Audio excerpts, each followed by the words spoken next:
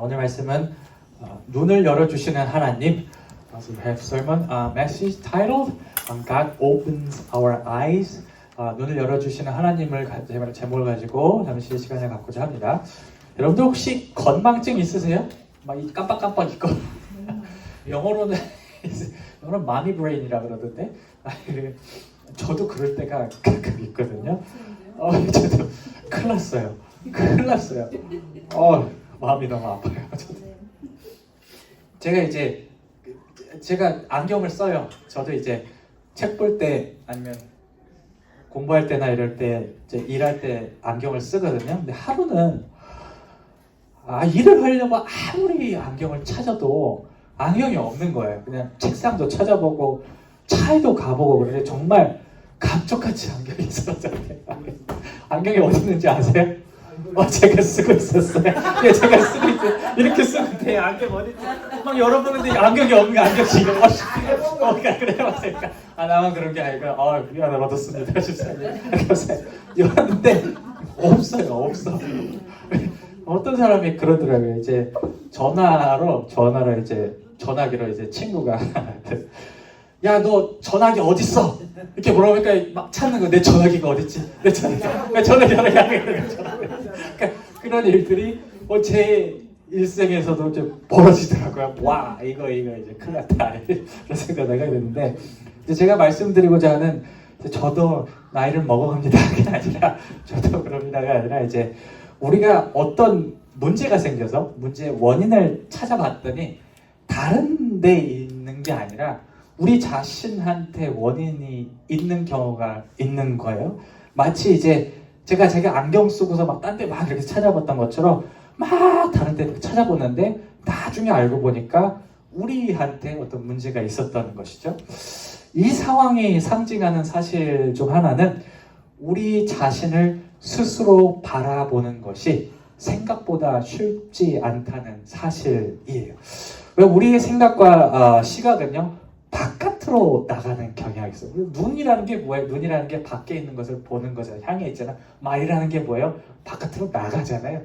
나가는 거는 편한데 그 눈을 우리가 거울을 봐야지만 우리를 볼 수 있는 것처럼 내 안에 있는 것, 내 상태를 보는 게 어려운 게 사실이에요. 그렇게 못한다고 너무 절망하지 마세요. 그게 그냥 인간이에요. 그렇게 어떻게 보면 우리가 만들어져 있을 그런 결함이 있는 존재로, 물론 하나님의 형상을 닮았지만, 한 가지 감사할 것은 말이죠, 하나님은 우리의 이런 연약함을 아시고 우리가 필요한 것들을 알게 하신다는 사실이에요. 구체적으로는 우리가 때때로 깨닫지 못했을 때 우리 자신을 깨닫게 할 때도 있고요, 때로는 우리가 부족한 부분들은 알아서 이렇게 채워주실 때가 있어요. 그래서 은혜의 하나님이고, 저는 이 하나님을 가끔씩 이렇게 표현하고, 제가 기도할 때도 이런 말을 하는데 뭐라고 하나님을 얘기하냐면, 하나님은 우리보다 우리 자신을 더 잘 아십니다 라는 그런 고백을 제가 기도 시간에 이렇게 할 때가 있어요. 저는 오늘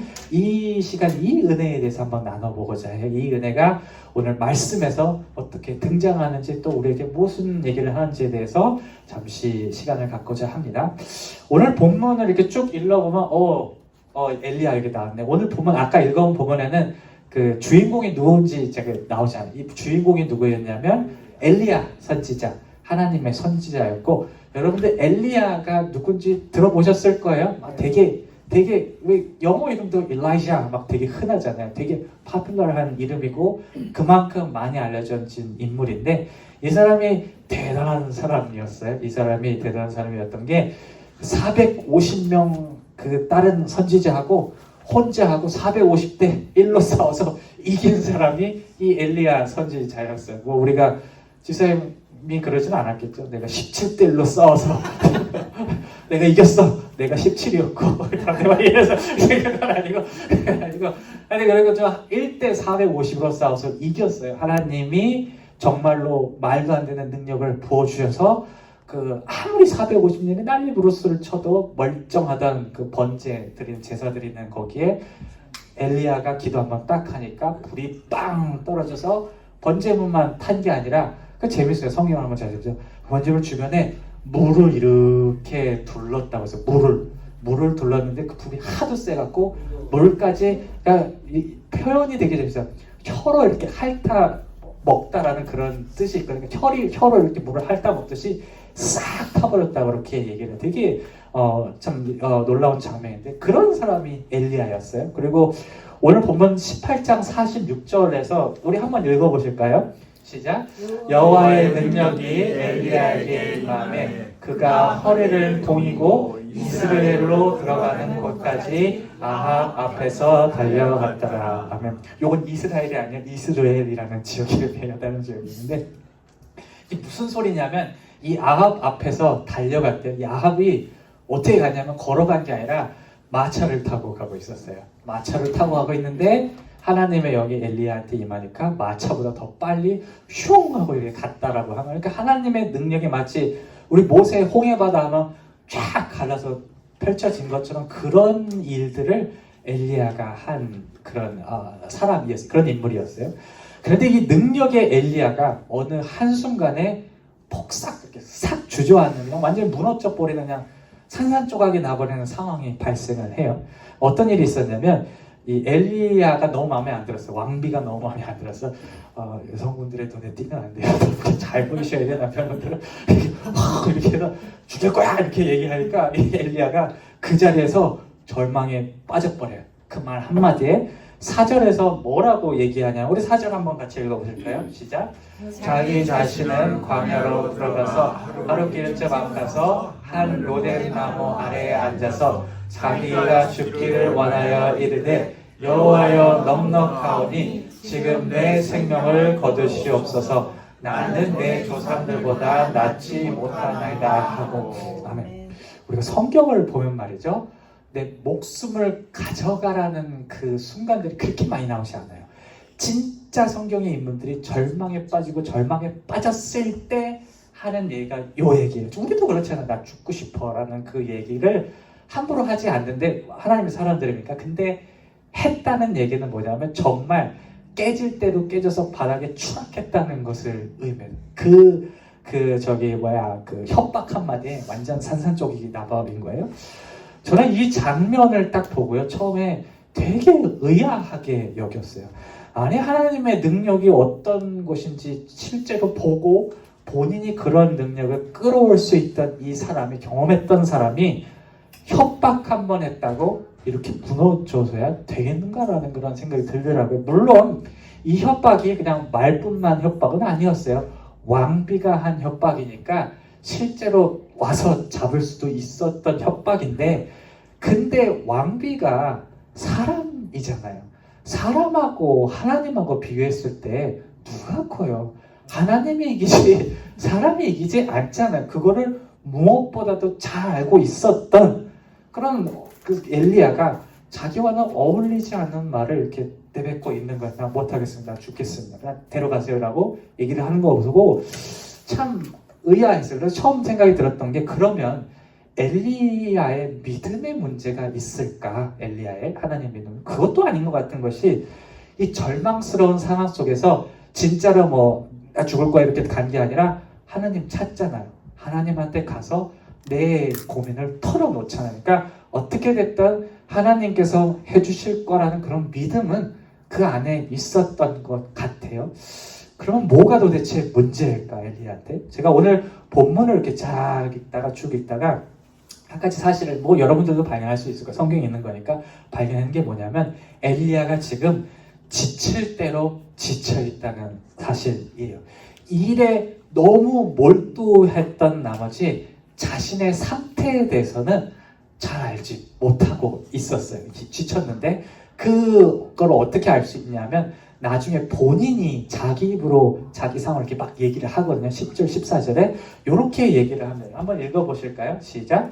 내가 만군의 하나님 여호와께 열심히 유별하오니. 여기 보면 열심히 유별하오니라는 그 강도가 사실 잘 모르잖아요. 열심히 했다라는 것 같은데, 히브리어로 원어로 보면 카나라는 히브리 단어를, 이 똑같은 단어를 엘리야가 2번을 반복하거든요. 근데 이런 식으로 어떤 표현을 이렇게 형태가 있겠는데, 그 2번 얘기한다는 것은 진짜 강조할 때, 내가 진짜 열심히 했다고 할 때 그렇게 2번씩 써요. 그러니까 뭐냐 하면 내가 내 몸을 갈아 넣을 정도로 하나님의 일을 위해서 열심히 일해왔어요 라고 이렇게 얘기하는 거예요. 문제는 말이죠, 엘리야가 자신의 일에만 몰두한 나머지 자신의 정신과 육체가 어떤 상태인지 잘 모르는 거예요. 그 유한한 인간의 협박 하나로 완전히 무너질 정도로 상태가 쇠약해져 있는데, 그거를 자기 자신을 못 보는 거예요. 내가 어떤지 모르는 거예요. 그러니까 아까 맨 처음에 우리가 나눈 것처럼 자기 주변은 엘리야가 잘 보고 있는데 스스로에 대해서는 객관적으로 판단하지 못하는 상태에 이 엘리야가 놓여 있었던 것입니다. 하나님은 말이죠, 엘리야가 지친 것을 단번에 눈치채셨어요.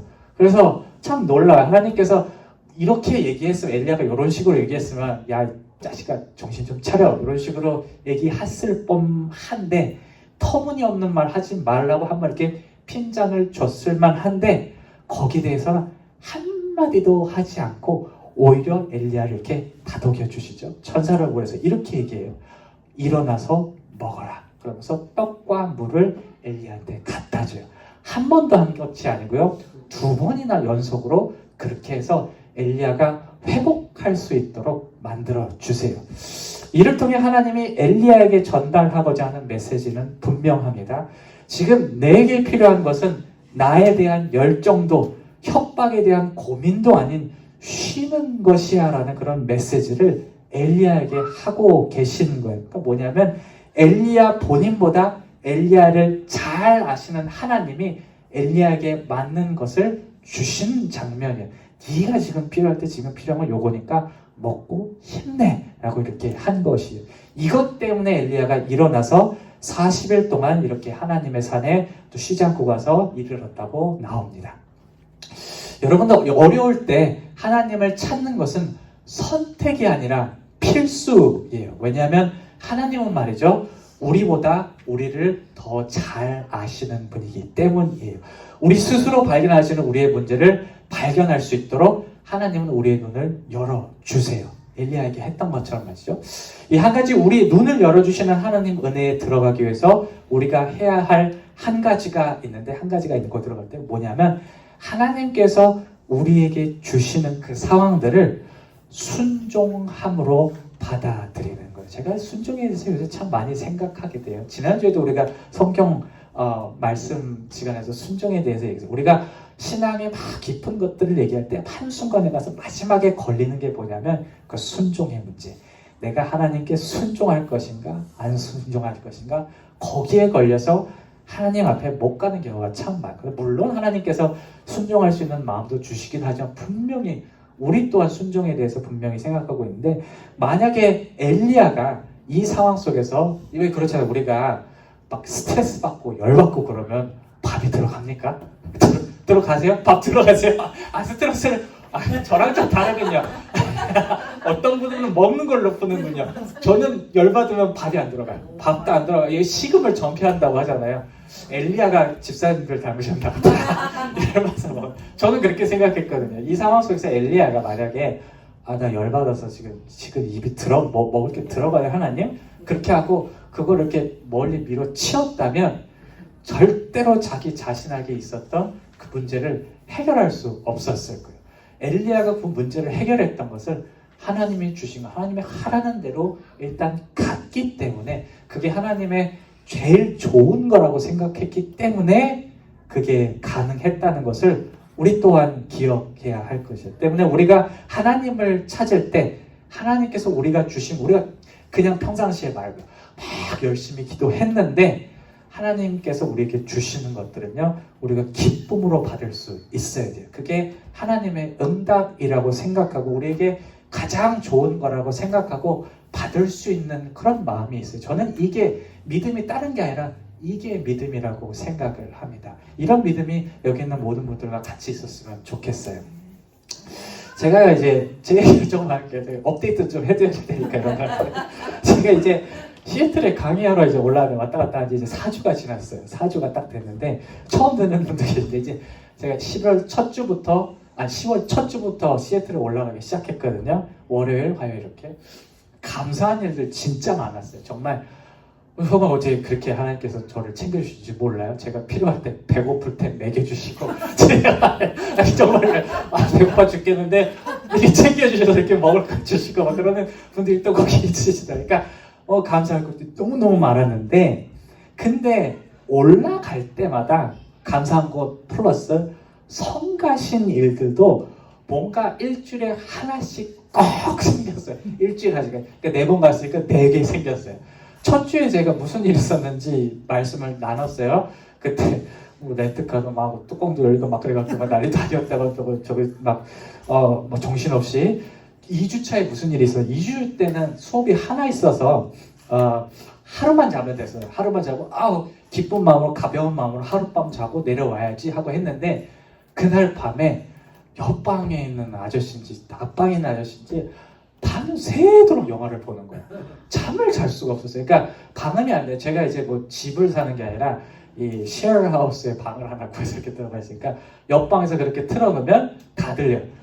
잠을 하나 보죠. 아침에 뭐 이래갖고 아침 강의하러. 그래서 2주차 때까지 강의를 보시면 이렇게 맛이 가 있어요.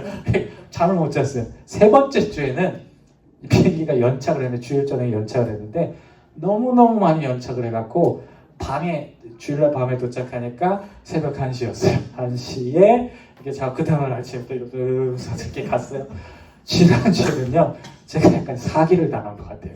렌트카 사기를 당한 것 같아요. 왜냐하면 렌트카 제가 알잖아요. 렌트카가 왜 그 데미지 있고 그러면 그거 분명히 막 그래 사차죠. 제가 이렇게 봤거든요. 근데 사진을 안 찍어놔서 너무 피곤하니까 왜 주일날 저녁 되면 제가 정신이 하나 없잖아요. 그러니까 그 전에는 그렇게 했는데 제가 그날은 힘들어갖고 그냥 됐겠지 그러고 갔는데 그날 또 정말 다 좋게 끝났어요. 지난주는 정말 좋아서 이렇게 행복하다 이렇게 오는데 렌트카 마지막에 반납하는 딱 거기에 그 체크하는 그 친구가 동그라미 이렇게 차 이렇게 치더니 네가 한 거라는 거예요.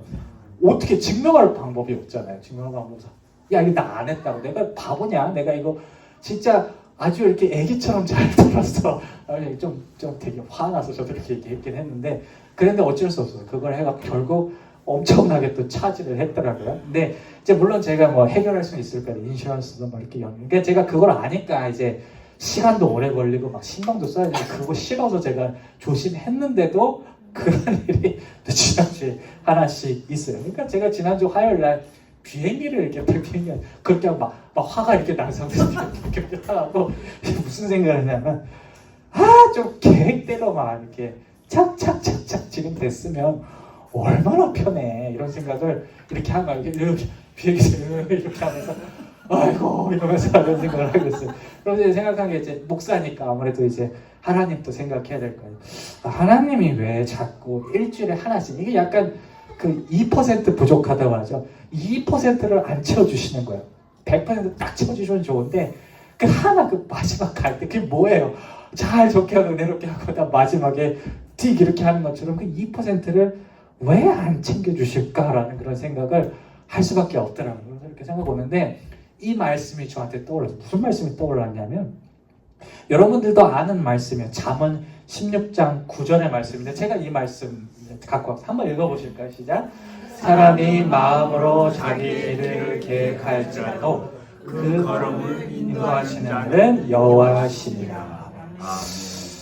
저는 제 옛날에 이 말씀이 말이죠. 저한테 이제 좋은 것을 주시는 하나님, 내가 아무것도 안 해도 내 거를 좋은 거를 챙겨주시는 하나님의 말씀으로 그렇게 이해를 해서 지금까지. 근데 그 상황 속에서 이 말씀이 들어오니까 다르게 들려요. 어떻게 들리냐면 내가 지금 계획하고 이뤄나가는 상황 가운데 하나님이 있다는 거 잊지 말라는 거예요. 그러니까 하나님이 해주시는 건데 지금 하나도 해주시는 건데 100% 제가 다 했다고 생각하면 분명 저도 그랬을 거예요. 아유 좋다 그러고 하나님 생각 별로 안 하고 그냥 아이고 좋아요 그러고 끝났을 텐데 하나님이 그게 아니라 이 모든 그림 안에 이게 내가 아니면 할 수 없다는 것을 알려주시고 싶어 하셨던 것 같아요. 하나님 생각 조금 더 하라고. 그 무슨 생각이 오늘 본문 말씀 드리면 하나님이 나보다 나를 더 잘 아시는구나.